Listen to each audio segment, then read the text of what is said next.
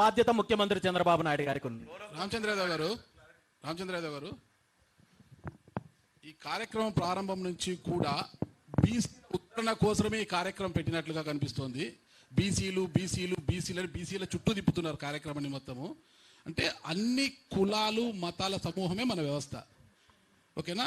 ఇప్పుడు బీసీలు అనేది ప్రతి ఒక్కరికి కూడా ఒక ఆయుధం అయిపోయింది. అంటే ఇప్పుడు అధికారంలో ఉన్న కూటమికి కావచ్చు, ప్రతిపక్షంలో ఉన్న వైఎస్ఆర్ కాంగ్రెస్ పార్టీ కావచ్చు, ఎన్నికల సమయంలో కావచ్చు, ఎప్పుడైనా కూడా బీసీల జపమే చేస్తారు. ఇప్పుడు మీరు అదే చేస్తున్నారన్నమాట.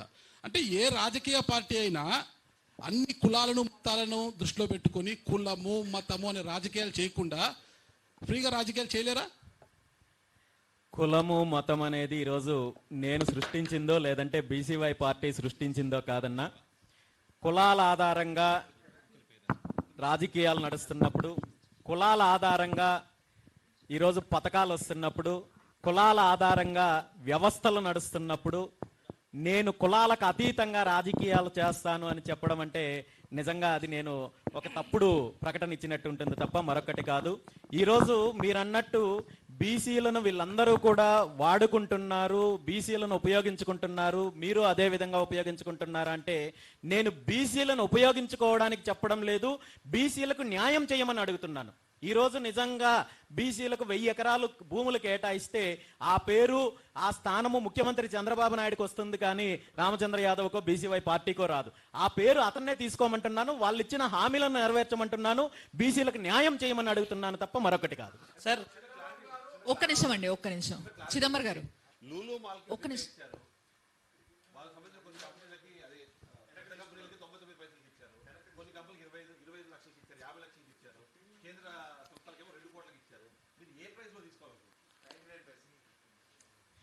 ప్రభుత్వము అమరావతి ప్రాంతంలో ప్రైవేట్ సంస్థలకు ఎలాంటి ప్రాతిపదికన ఏ షరతులతో భూములు కేటాయిస్తుందో అదే షరతులతో అదే ధరకు తీసుకోవడానికి సిద్ధంగా ఉన్నాం. సార్ 2019లో సార్ ఒక్క నిమిషం సార్.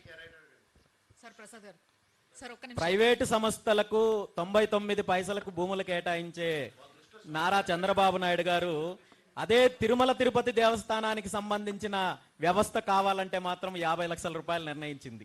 అది ఆయనకి వెంకటేశ్వర స్వామి పైన ఉన్న భక్తికి నిదర్శనం అని అనుకుంటాం. ఎందుకంటే 90 పైసలకో రూపాయికో ఇస్తే తక్కువ చేసినట్టు ఉంటుంది కాబట్టి 50 లక్షలకు ఇస్తున్నామని చెప్పి ఉండొచ్చు అన్న, అంతే తప్ప ఇంకొకటి కాదు. రామచంద్ర గారు 2019లో మీరు జనసేన నుంచి పోటీ చేశారు, 16,000 ఓట్లు వచ్చాయి పొంగనూరు నుంచి.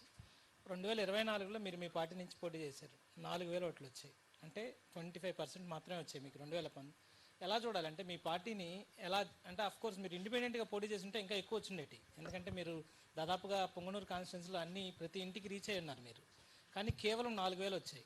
మీ తర్వాత ఆంధ్రప్రదేశ్లో ఉనికి లేని కాంగ్రెస్ పార్టీకి అభ్యర్థికి 3,500 వచ్చాయి, మురళీమోహన్ ఎవరోసం, మీకు 4,400 వచ్చాయి. ఎలా చూడాలి దీంతో భవిష్యత్తు ఎలా ఉండబోతుంది అనుకోవాలి? భవిష్యత్తులో పోటీ చేయాలనుకున్నా లేకపోతే మీ పార్టీ నుంచి రాజకీయంగా ముందుకు వెళ్ళాలనుకున్న వాళ్ళకి ఎలాంటి మెసేజ్ ఇస్తుందని అనుకోవాలి? షూర్ అన్న.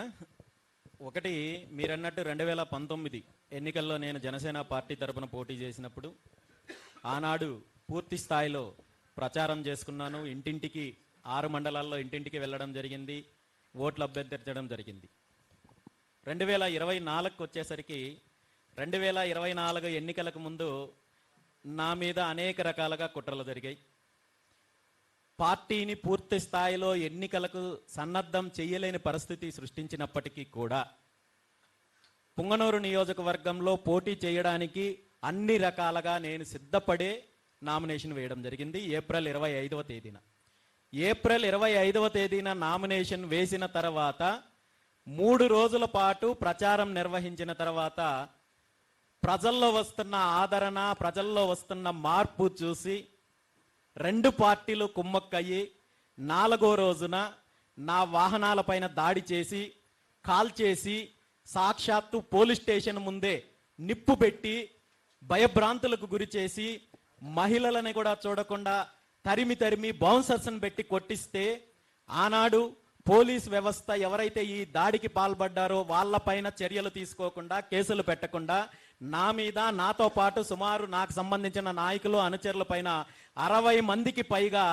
307 కేసులు, హత్యాయత్నం కేసులు, మరో రకంగా క్రిమినల్ కేసులు, నాన్ బెయిలబుల్ కేసులు పెట్టి దొరికిన వాళ్ళని దొరికినట్టు అరెస్ట్ చేసి రిమాండ్కి పంపించి ఇవన్నీ సంఘటనలు అయిన తర్వాత దీని మీద న్యాయపరమైన పోరాటం చేస్తే ఆనాడు కేవలం నా పైన జరిగిన దాడి వల్లనే ఆనాడు రాయలసీమ రేంజ్ ఐజీగా ఉన్న అమ్మిరెడ్డి గారిని ఎన్నికల సంఘం చర్యలు తీసుకొని సస్పెండ్ చేయడం జరిగింది. నేను న్యాయ పోరాటం చేసి కోర్టు నుండి బెయిల్స్ తీసుకొని అన్ని వచ్చేసరికి ఎలక్షన్ పూర్తి అయిపోయింది. అంటే 2024లో నేను చేసిన ఎన్నికలు కేవలం నామినేషన్ మాత్రమే వేశాను తప్ప ఎన్నికలు చేయలేకపోయాను. నామినేషన్ వేసినందుకు వచ్చిన ఓట్లకి ఎన్నికలు చేస్తే వచ్చే ఓట్లకి తేడా ఉంటుంది. సో 24లో నాకు వచ్చిన ఓట్ల గురించి ఆ వాస్తవ పరిస్థితుల గురించి కంపేర్ చేయాల్సిన అవసరం లేదన్న. సార్